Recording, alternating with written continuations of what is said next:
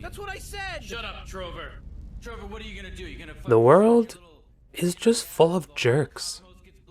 Hey, I'm Ulysses, looking at games from a design perspective, trying to pick out what things I think work well and what could be better. In case you're wondering, Trover Saves the Universe is what we're looking at. It's basically Justin Roiland, creator of Rick and Morty, improvising monologues and dialogues for 8 hours, disguised as a virtual reality platformer game. Before we start talking about the soul of this game, though, I want to touch on the game's input.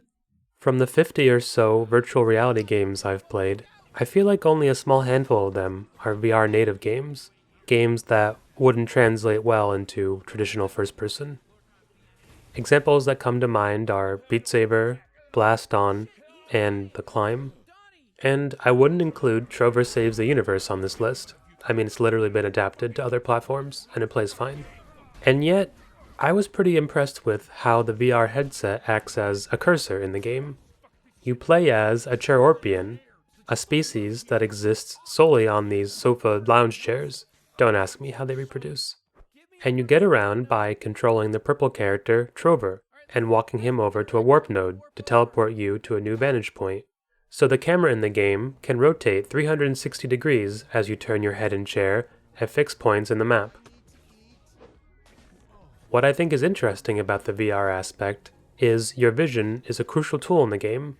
Although you don't engage your hands very much, your head moves a lot, whether it's answering yes or no questions, placing and throwing objects with telekinesis, narrowing in on collecting one of those power babies, or just trying to figure out where to go next.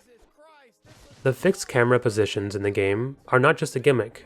Early in the game, you also gain the ability to move vertically, and each height you rise or lower to reveals and obscures part of the map, which is kind of a cool way to design the levels. Some games have items that reveal secrets, others have destructible terrain or switches that hide stuff. This game uses obscurity in level design. There are collectibles and paths that are only visible from one warp node at a specific height viewed from a certain angle.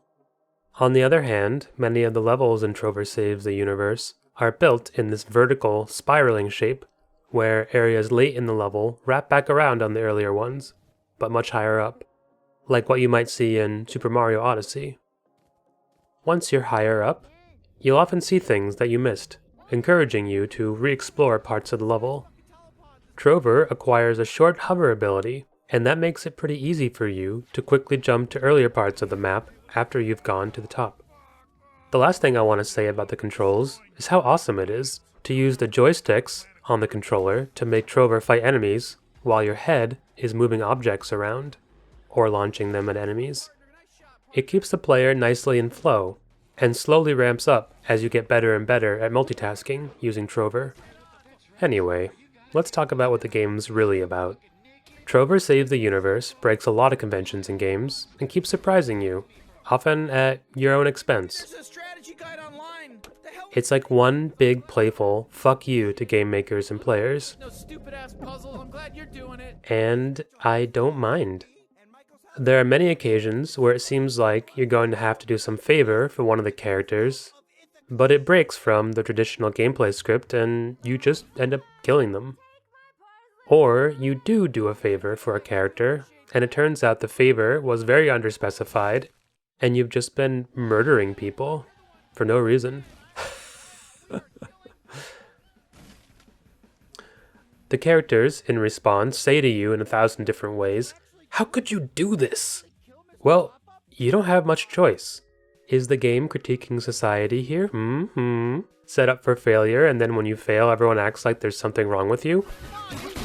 Those are my fucking pets. You just killed my fucking pets. Like you're the son or daughter-in-law of someone very ungrateful to have you around, and you kind of have to put up with it until you finally have an outburst when you can't take it anymore and everyone acts like you're a complete crazy person?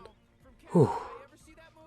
All the characters are always talking about the game, as if they know you're playing a game. You look down and there's a video game controller, right? You take off the VR headset and there's a video game controller. But really, the characters have no choice but to play by the established rules. And so they do. And so do you.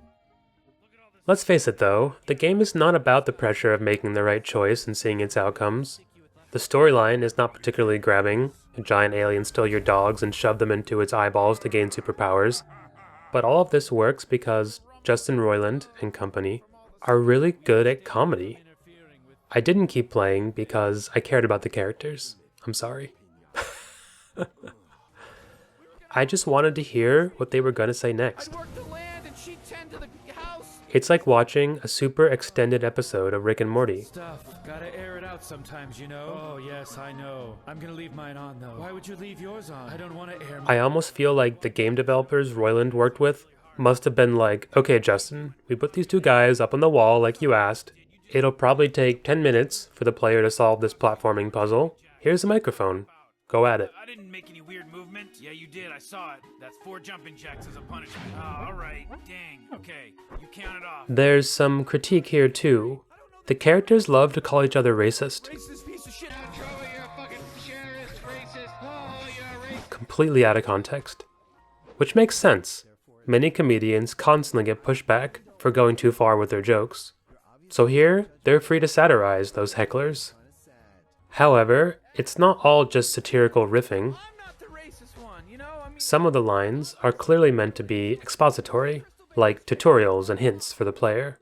Enemies often suffer tragic irony in accidentally revealing exactly how you can defeat them, as they talk about how dumb you are for not doing it. Stack things on things. That's what racists do. Are you racist? If you're racist... Well, that's all I have to say. If you like the comedy in Rick and Morty, then this game is for you. First person to blink loses. Starting right now. Are we starting? Okay. 1, 2, 3, 2, 1. Starting now.